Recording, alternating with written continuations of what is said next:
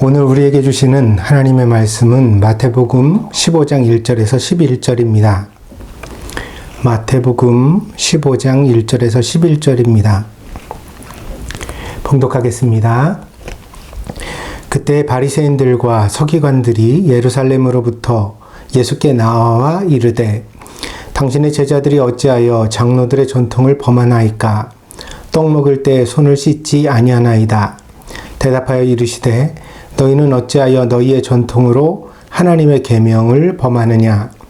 하나님이 이르셨으되 내 부모를 공경하라 하시고 또 아버지나 어머니를 비방하는 자는 반드시 죽임을 당하리라 하셨거늘 너희는 이르되 누구든지 아버지에게나 어머니에게 말하기를 내가 드려 유익하게 할 것이 하나님께 드림이 되었다고 하기만 하면 그 부모를 공경할 것이 없다 하여 너희의 전통으로 하나님의 말씀을 폐하는도다. 외식하는 자들아, 이사야가 너희에 대하여 잘 예언하였도다. 일러스되 이 백성이 입술로는 나를 공경하되 마음은 내게서 멀도다. 사람의 계명으로 교훈을 삼아 가르치니 나를 헛되이 경배하는도다 하였느니라 하시고 무리를 불러 이르시되 듣고 깨달으라. 입으로 들어가는 것이 사람을 더럽게 하는 것이 아니라 입에서 나오는 그것이 사람을 더럽게 하는 것이니라. 아멘. 진리는 단순합니다. 복잡하고 어려운 것이 결코 아닙니다. 하나님께서는 선지자를 통해 또한 예수 그리스도를 통해 진리에 대한 사람들의 잘못된 태도를 깨우쳐 주셨습니다. 마태복음에는 다음과 같은 예수님의 말씀이 나옵니다. 13장 14절에서 15절입니다. 이사야의 예언이 그들에게 이루어졌으니 일러스되 너희가 듣기는 들어도 깨닫지 못할 것이요 보기는 보아도 알지 못하리라. 이 백성들의 마음이 완악하여져서 그 귀는 듣기에 둔하고 눈은 감았으니 이는 눈으로 보고 귀로 듣고 마음으로 깨달아 돌이켜 내게 고침을 받을까 두려워함이라 하였느니라. 우리가 보아도 보지 못하고 들어도 듣지 못하는 것은 하나님의 말씀이 어려워서가 아니라 우리의 마음이 완악하기 때문이라고 하셨습니다. 완악하다는 표현은 그 본문의 의미가 딱딱하다는 뜻입니다. 자기의 생각과 판단이 돌처럼 굳어져서 그 사고방식에서 벗어나지 못하는 사람의 상태를 말합니다. 사랑하는 여러분, 오늘 이 설교를 들을 때 여러분의 마음은 과연 얼마나 부드러운 마음으로 준비되어져 있는지 되살펴 보시기를 바랍니다. 성경에 보면 한나라는 여자가 나옵니다. 잉태를 하지 못하여 고통받다가 하나님께 특별한 서원의 기도를 드린 후에야 아들을 낳게 됩니다. 이 아이가 바로 다윗 왕에게 기름을 부었던 선지자 사무엘입니다. 한나는 이렇게 아들을 얻은 것이 너무도 감사해서 그 아들을 하나님께 바칩니다. 말로만 아이를 바친 것이 아니라 젖될 무렵에 남편 엘가나와 의논하여서 아이를 당시의 제사장 엘리에게 위탁한 것입니다.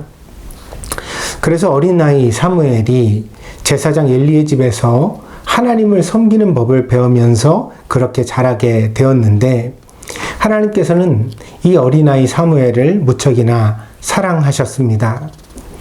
그래서 늙은 제사장 엘리에게도 당시에는 하나님의 계시가 희귀했다고 성경에 나와 있는데 그런데 하나님께서 이 어린 아이 사무엘에게 자신을 직접 드러내셨던 것입니다.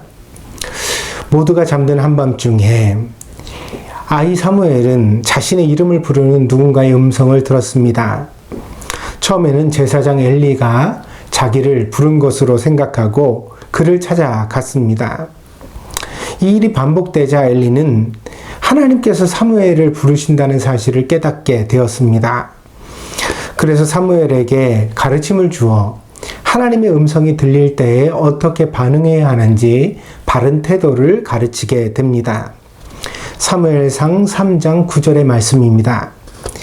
엘리가 사무엘에게 이르되 가서 누웠다가 그가 너를 부르시거든 내가 말하기를 여호와여 말씀하옵소서 주의 종이 듣겠나이다 하라 하니 이에 사무엘이 가서 자기 처소에 누우니라.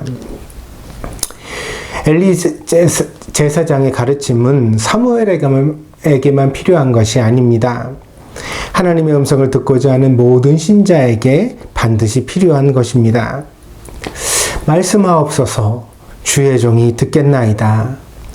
예배에서 우리는 바로 이런 마음의 준비가 있어야 하겠습니다.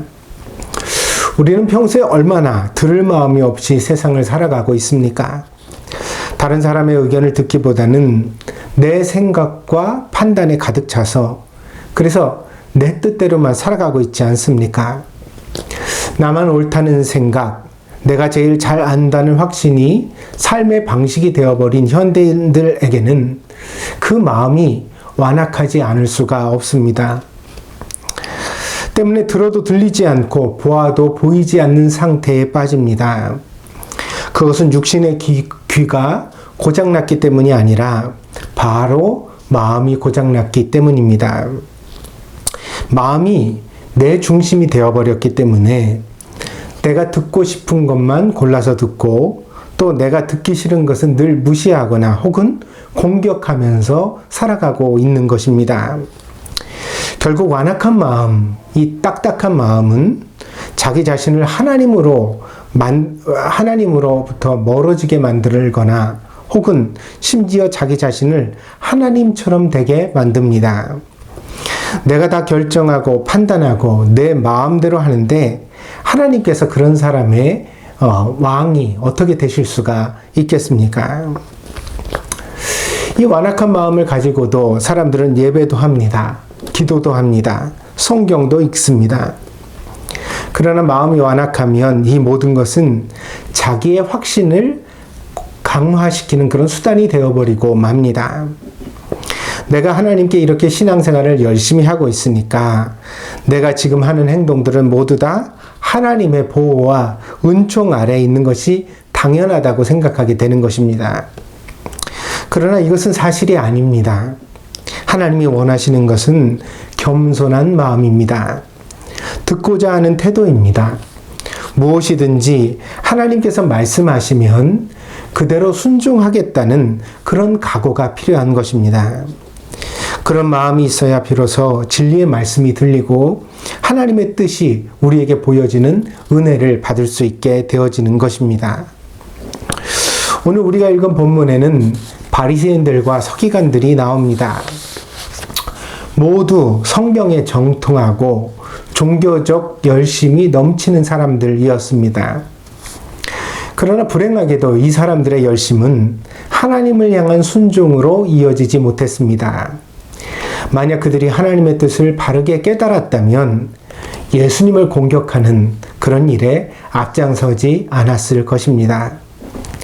그러나 그들은 자기 확신에 가득 차서 그러니까 자기가 옳은 일을 하고 있다고 자기가 하나님 편이라고 생각하는 그 확신에 가득 차서 예수님을 공격하는 일에 오늘 본문에서도 과감하게 나서고 있는 것입니다.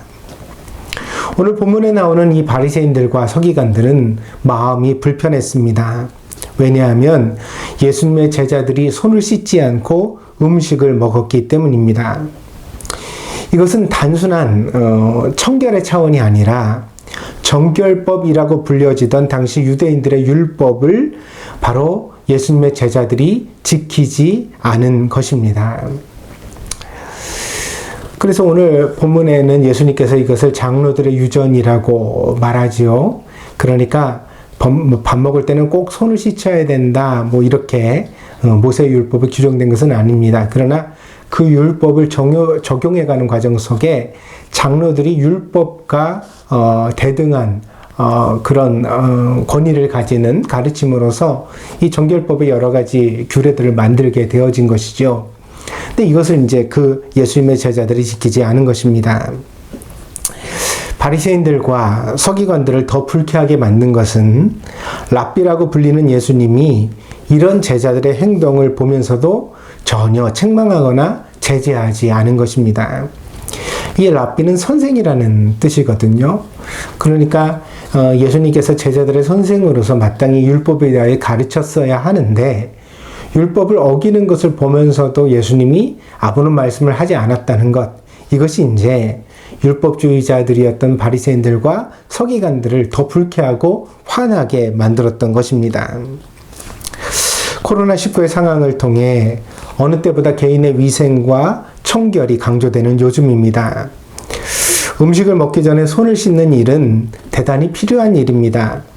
이런 기본적인 위생만 지켜도 많은 감염병에서 우리 자신을 보호할 수 있다고 합니다. 실제로 코로나가 발생한 이후에요, 사람들이 마스크를 쓰고 손을 깨끗이 씻다 보니까 감기, 독감, 장염과 같은 여러 가지 전염병들이 많이 줄었다는 보고가 나오고 있습니다. 그러니까 개인의 위생은 나 자신을 지킬 뿐 아니라 내 주변에 사랑하는 사람들까지 지켜주는 아주 지혜로운 행동이라는 것을 우리는 잊지 말아야 되겠습니다. 그렇다고 한다면 오늘 본문에 나오는 이 바리새인과 서기관들의 주장도 나름 일리가 있는 것이거든요. 그러나 본문의 문제는 보다 깊은 것에 연결되어져 있습니다. 오늘 본문에서 우리가 질문해야 되는 것은 바리새인들과 서기관들이 왜 그토록 분노하는가라는 사실입니다. 단지 손을 씻지 않았기 때문에 분노하고 있는가? 제자들의 위생적이지 못한 습관이 율법을 어기고 혹은 건강을 해치게 되는 것을 인하여서 그것을 진심으로 염려하기 때문에 그래서 지금 이 사람들이 이렇게 분노하고 있는 것일까요? 우리는 이런 질문을 던지고 생각해 보아야 한다는 것입니다. 늘 그렇지만 적당한 분노는 정의의 방법입니다. 그러니까 불의를 보고도 분노하지 않는 사람은 이미 정의의 편이 아닌 거죠. 심지어는 오히려 불의를 돕는 행동이 될 수도 있습니다. 그러니까 불의를 보면 분노하는 것이 어떤 면에서는 당연합니다. 그러나 문제는 그 적당함에 있습니다. 어떤 사람은 아주 사소한 것에도 지나치게 분노합니다. 이런 사람을 요즘에는 이렇게 부르죠. 분노 조절 장애를 가졌다. 분노 조절 장애라는 말을 우리가 알지 못했었는데 최근에는 많은 사람들이 쓰는 그런 용어가 되었습니다. 재미있는 표현입니다. 왜냐하면 분노 조절 장애라는 말에는 분노는 마땅히 조절되어야 한다는 교훈이 이미 내포되어져 있기 때문입니다. 그러니까 분노는 조절돼야 하는데 그 분노를 마땅히 조절할 수 없게 되면 그것은 마치 장애를 가지는 것처럼 문제가 있는 사람이라는 뜻을 이 말이 표현하고 있는 것이죠. 그렇습니다. 분노가 사람을 삼키면 그때부터는 정의가 아닙니다. 특별히 아이를 양육하는 부모님들은 이 점을 명심해 주시기 바랍니다. 아이에게 감정이 흥분한 상태에서 일방적으로 혼을 내는 것은 절대로 훈육이 될 수 없습니다. 분노는 조절되어야 하고 교육은 냉철하게 아이를 대할 수 있을 때만 비로소 가능하게 되기 때문입니다. 그런데 사실 이것이 어렵습니다. 아이들은 가끔 부모의 참을성을 시험하는 존재 같거든요. 그래서 정말 얼만큼 해야 우리가 폭발하는지 아이들이 테스트하는 것처럼 그렇게 도발하고 우리를 격놓게 할 때가 있습니다. 부모도 사람이니까요.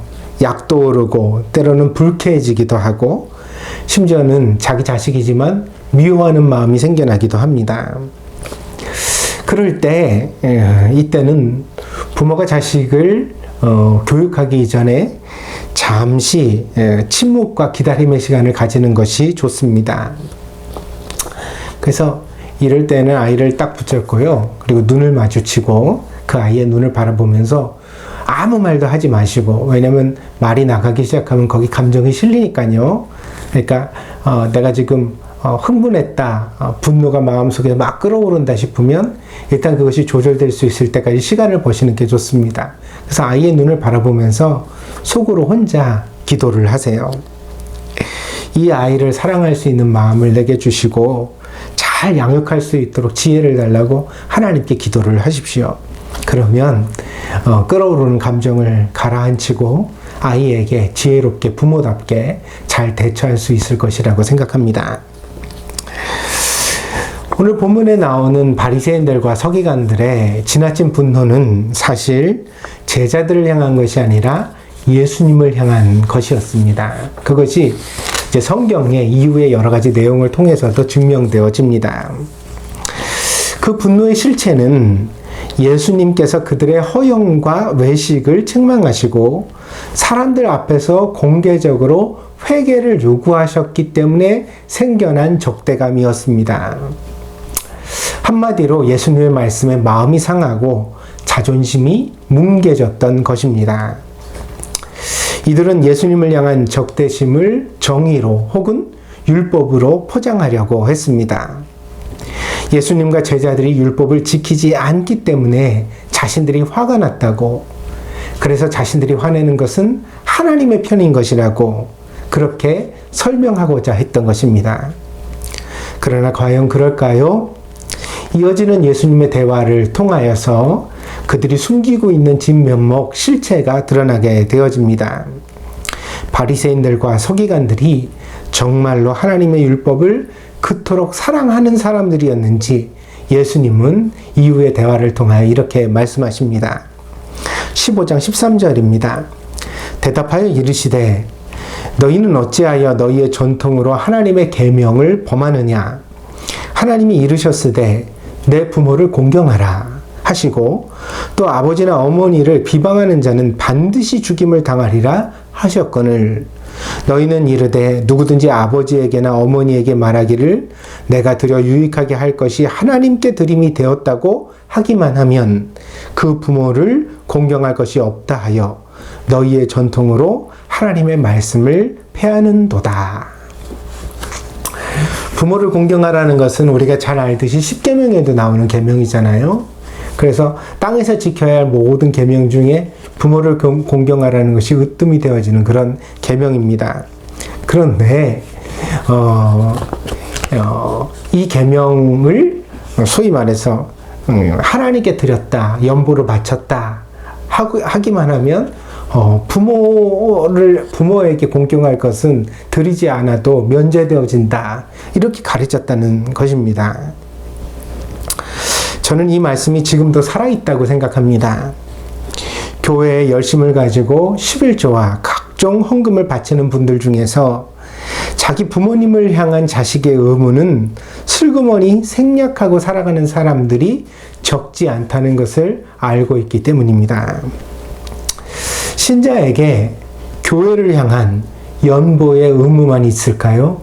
그러니까 내가 하나님을 섬기기 위하여 교회에 마땅히 드려야 될 연보를 갖다 바치고, 그리고 또 교회에서 아는 식구들과 잘 지내기 위하여 혹은 목회자와 잘 지내기 위하여 그 사람들에게만 잘하면 되는 것일까요? 결코 그렇지 않습니다. 신자에게는 부모를 공경할 의무도 있고 또 소외된 이웃을 사랑할 의무도 있습니다. 이 모든 것을 고민하며 실천해야 하기 때문에 십자가의 길이 쉽지 않은 것입니다. 그래서 내가 교회 안에서도 덕스러워야 하지만 나의 일상의 삶 가운데 직장에서도 덕스러워야 합니다. 그래서 내 부모도 잘 공경해야 하고 형제들과도 우애 있게 지내야 하고 심지어 불쌍한 사람들을 만나면 예수 그리스도의 사랑을 가지고 도와야 합니다. 그래야 우리의 신앙이 비로소 온전해지게 되는 것입니다. 어쩌면 아무리 열심을 다해도 결코 완성할 수 없는 책임과 의무가 신자들에게는 있는 것입니다. 그렇죠. 그래서 우리들 중에 누구도 성경의 가르침을 다 완성할 사람은 없습니다. 다시 말하면 정말 우리가 가진 모든 것을 사랑을 위해 내어주어도 사실 충분하지 않다는 것이죠. 그러면 어떻게 해야 합니까? 아무도 완성할 수 없으니까 포기하고 그냥 살던 대로 살면 될까요? 어차피 우리는 다 지킬 수는 없으니까, 그러니까 그냥 내가 원하는 것만 지키면서 살면 그것으로 충분한 것일까요? 아닙니다. 신자는 예수님을 닮는 거룩한 삶이 고귀하다는 것을 알고 그것을 완성하지 못하는 자기 자신을 늘 일깨우면서 더 분발하려고 노력하는 사람이 되어야 합니다. 그러니까 내가 교회에는 잘하지만 부모님께 못할 때, 혹은 부모님께는 잘하지만 형제들에게 잘 못할 때, 혹은 가족들에게 피부치에게는 정말 잘하지만 그러나 가난한 이웃들에게 나눠주는 것에는 부족할 때 어때야 돼요? 그것을 내가 이 부분이 약하구나. 그래서 그것을 잘하기 위하여 늘 기도하고 분발하고 노력하는 사람이 되어야 한다는 것입니다. 그리고 이런 노력 가운데서 특별히 우리는 겸손해야 합니다. 완전한 하나님의 말씀 앞에서 나도 부족하고 다른 사람들도 부족하니까, 그러니까 내가 해봐도 힘들잖아요. 그럼 다른 사람들도 힘들다는 것을 알아야죠. 그런 면에서 누구도 누구를, 다른 사람을 판단하거나 심판할 그런 자격은 없는 겁니다. 왜냐하면 우리는 모두 다 부족하니까요, 하나님 앞에서. 그래서 우리가 이렇게 정말 하나님의 말씀에 입각하여 노력하는 삶을 살아가게 될 때 비로소 우리는 어떻게 되어지냐면 다른 형제의 허물에 대하여서는 관대해지고, 그리고 나 자신의 부족에 대해서는 치열해지는 그런 신자가 되는 것입니다. 내가 해보니까 어려우니까 나는 이 부분이 어렵지만 저 사람에게는 저런 부분이 어렵구나. 그걸 이제 이해하고 그 사람에게 비판의 손가락질을 하기보다는 어때요? 나의 부족을 더 채우려고 노력하는 그런 신앙생활을 하게 된다는 것이죠. 그러니까 예수님의 제자들이 비록 손을 씻고 음식을 먹는 문제에 있어서는 부족했지만 그들은 자기의 재산과 가족을 다 버리고 예수님을 따랐거든요. 진리를 쫓기 위하여, 가르침을 받기 위하여. 이런 결단은 대단한 것 아닙니까? 그러니까 바리새인들이나 서기관들이 단지 손을 씻지 않고 음식을 먹는 것만 보고서 제자들이 하나님 앞에 죄인이고 부족하다고 비판하는 것은 옳지 않았다는 것이지요. 그런데 바리새인들과 서기관들에게는 이런 신앙의 태도가 없었습니다.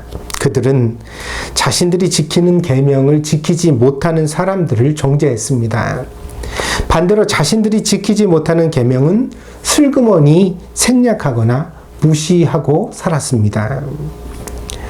신앙생활을 이렇게 하면 망합니다. 이런 신앙생활에 대하여 예수님께서는 하나님의 계명을 따르는 것이 아니라 사람의 계명을 따르는 것이다. 이렇게 오늘 본문에서 책망하시고 있습니다. 15장 7절입니다. 외식하는 자들아, 이사야가 너희에 관하여 잘 예언하였도다. 일러스되 이 백성이 입술로는 나를 공경하되 마음은 내게서 멀도다.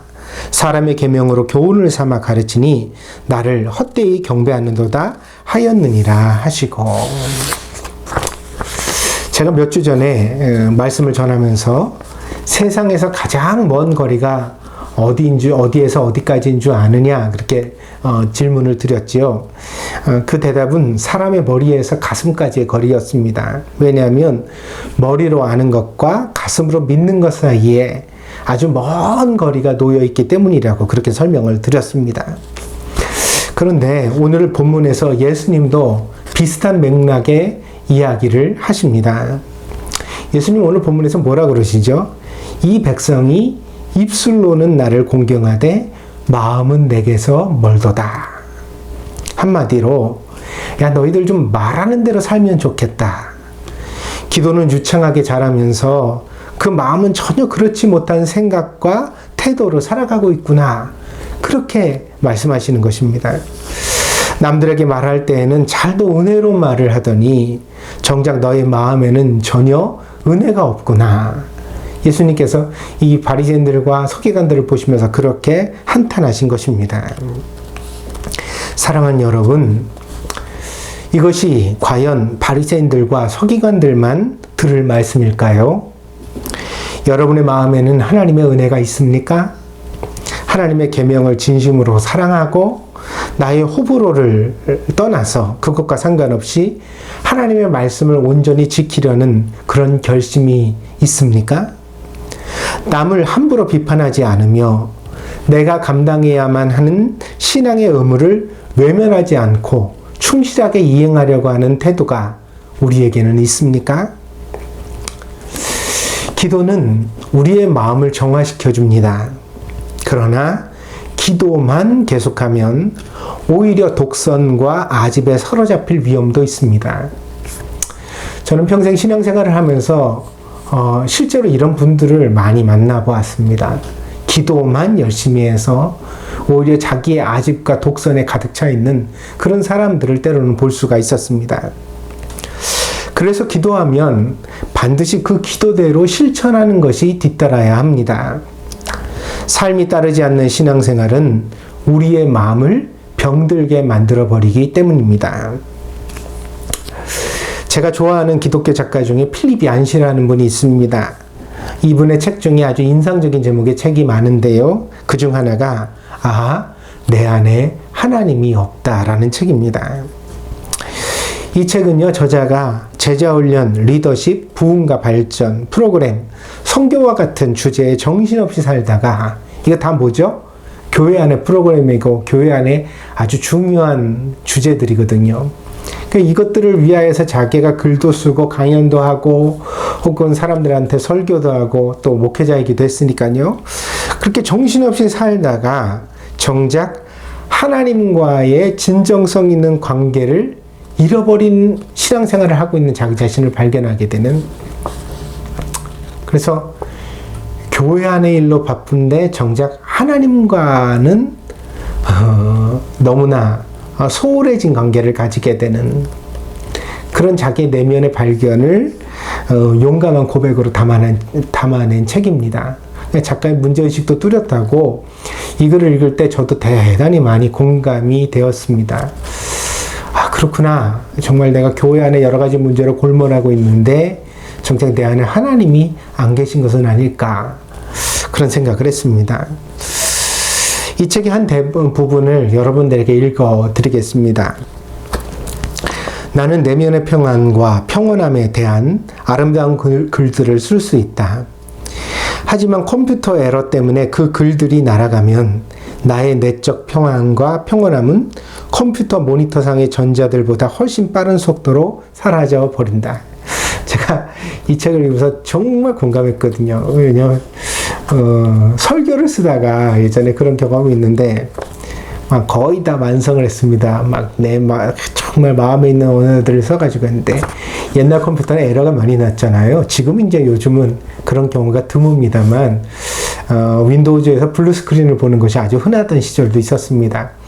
저는 아주 초기부터 컴퓨터를 써서 그런 경험이 있거든요. 근데 막 장문의 글을 갖다가 완성해가지고 이제 딱 프린터만 하면, 저장하고 프린터만 하면 되는 순간에 갑자기 에러가 나서 날아가 버린단 말이에요.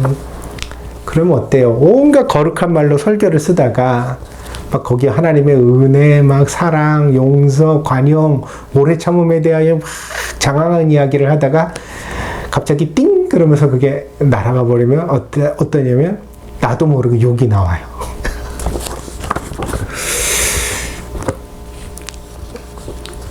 이게 사람이라는 거죠.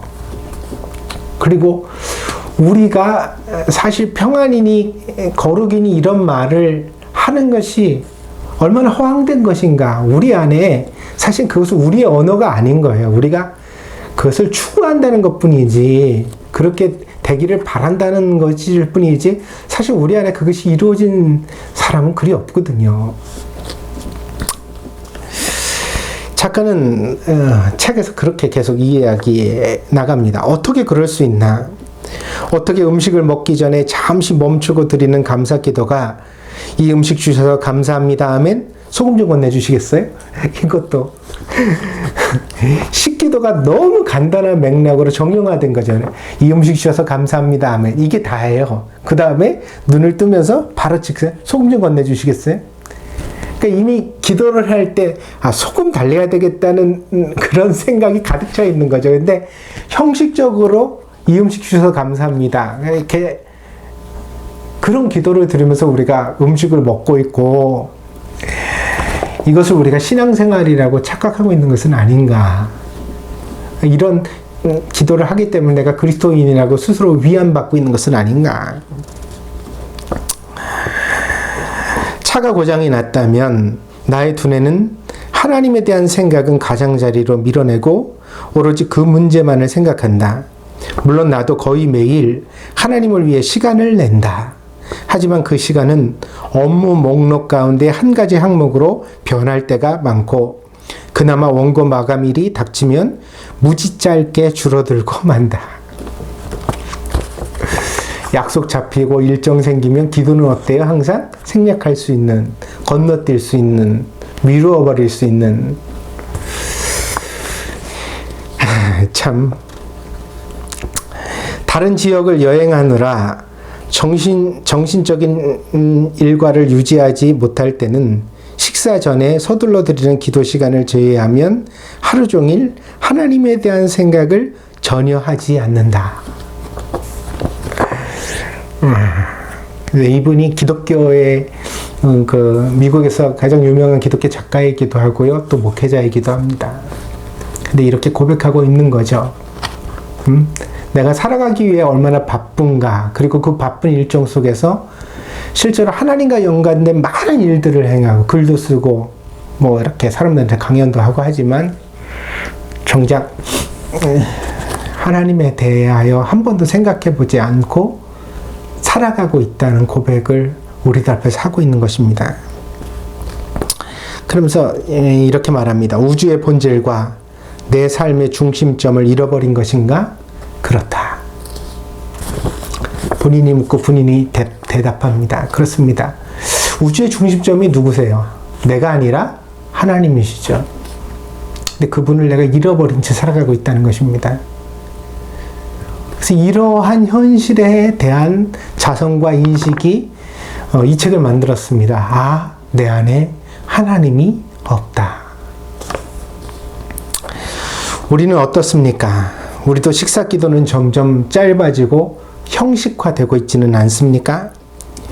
일상의 문제 앞에선 늘 하나님보다 나의 이런저런 경험과 판단력이 주도권을 잡아가고 우리의 일상에는 여러 가지 신앙적 장치들이 있지만 아침에 큐티 시간, 오후에 기도 시간, 성경 읽기, 성경 통독 프로그램, 참여해야 할 제자 훈련 그런 것들이 있죠. 우리에게 있습니다.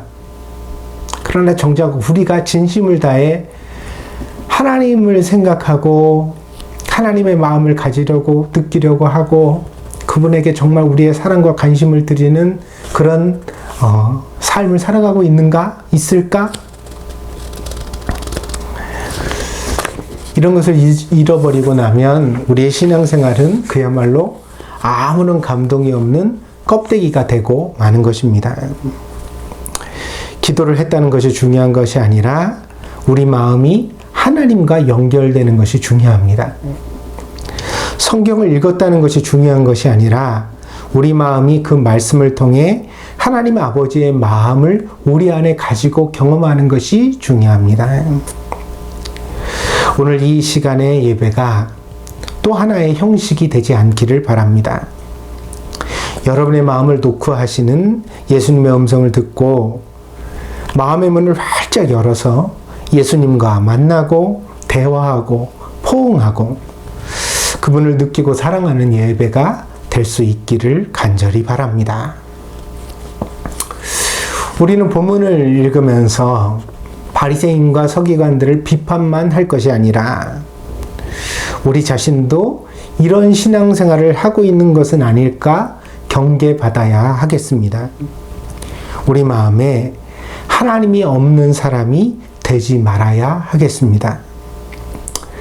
그런데 역설적이게도 내 안에 하나님이 없구나 라고 발견하는 것이야말로 내 안에 하나님을 찾아가는 가장 아름다운 첫걸음이 될 수 있다고 생각합니다. 그래서 진짜 문제는 내 안에 하나님이 없는데 있는 줄 알고 살아가는 것이에요. 반대로 내가 정말 가난하구나, 내가 정말 내 안에 하나님이 없구나 라는 사실을 우리가 깨닫게 된다면 그때부터는 찾아야 되겠죠. 내 안에서 하나님을 찾고 은혜를 찾고 감동을 찾고 그것을 어떻게 찾아갈 것인가 고민하고 기도하고 신앙생활에 한 걸음 한 걸음을 다시 밟아 나가야 나갈 수 있을 것이라 생각합니다. 바쁘고 거창한 것을 내려놓고 우리는 잠잠해야 합니다. 남을 향한 판단과 비판을 멈추고. 왜요? 세상 사람은 다 부족해요. 나만 그런 것이 아니라 모든 사람들 다 그래요. 그러니까 남 비판할 시간에 나를 돌아보는 것이 맞습니다. 그것이 옳습니다. 그러니까 다른 사람이 신앙생활을 잘하는지 못하는지 그건 그 사람에게 맡기시고 여러분은 여러분 자신의 신앙생활에 골몰하십시오. 우리의 내면이 얼마나 가난한지 되살펴 보십시오. 그리고 진심으로 예수님께 도움을 청할 수 있는 신자가 되기를 바랍니다. 나의 믿음 없음을, 내 멋대로 하나님의 말씀을 이용하고 있음을, 하나님의 말씀에 순종하지 못함을 알면서도 모르는 척하는 뻔뻔함이 내게 있음을, 경건하지 못하면서도 경건한 척하는 외식을 내가 행동하고 있음을 우리가 다 예수님 앞에 철저하게 그리고 솔직하게 고백할 수 있기를 바랍니다. 예수님은 우리의 솔직한 모습을 받아주시고 안아주실 것입니다. 그리고 연약한 우리의 내면을 그분의 말씀과 은혜로 다시 채워주실 것입니다.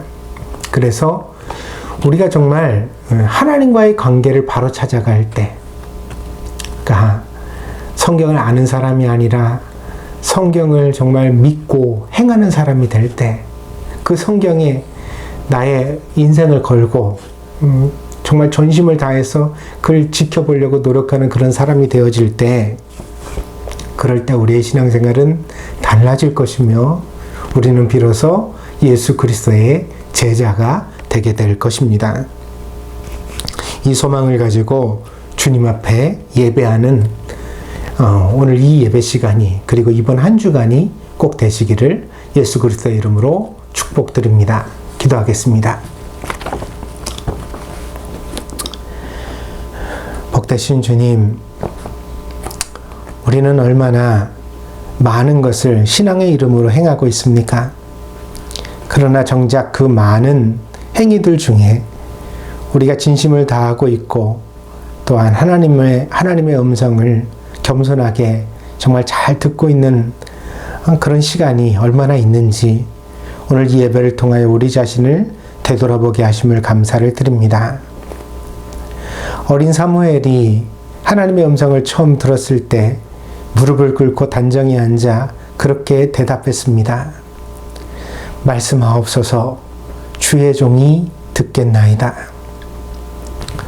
오늘 저희 동경드림교회 모든 성도들도 하나님 앞에 같은 마음으로 엎드리게 하여 주시옵소서. 하나님 말씀하옵소서. 그 말씀이 내 마음에 들든지 아니 들든지 나는 그 말씀을 잘 듣고 순종하겠습니다. 그 말씀대로 살아보겠습니다. 내가 완전하게 지킬 수 있을지 그것을 정말 맹세할 수는 없지만, 그러나 하나님이 주시는 능력과 힘 앞에서 최선을 다해 노력해 보겠습니다. 그 말씀을 붙들어 보겠습니다. 오늘 우리가 그런 태도와 그런 마음가짐으로 하나님 앞에 예배드리는 성도가 되게 하여 주시옵소서. 그러므로 오늘 예수님께서 책망하셨던 바리새인들과 서기관들과 같이 하나님이 마음에 없는 사람이 되지 않게 하여 주시고, 우리는 비록 가난하지만 겨자씨만한 믿음 마음에 심겨져서 하나님과 동거하는, 예수님과 동행하는 그런 신자가 될 수 있도록 주님 저희를 인도하여 주시옵소서. 하나님께서 저희들 모두에게 함께 하시기를 간절히 원하오며 모든 말씀 예수 그리스도의 이름으로 기도하였습니다. 아멘.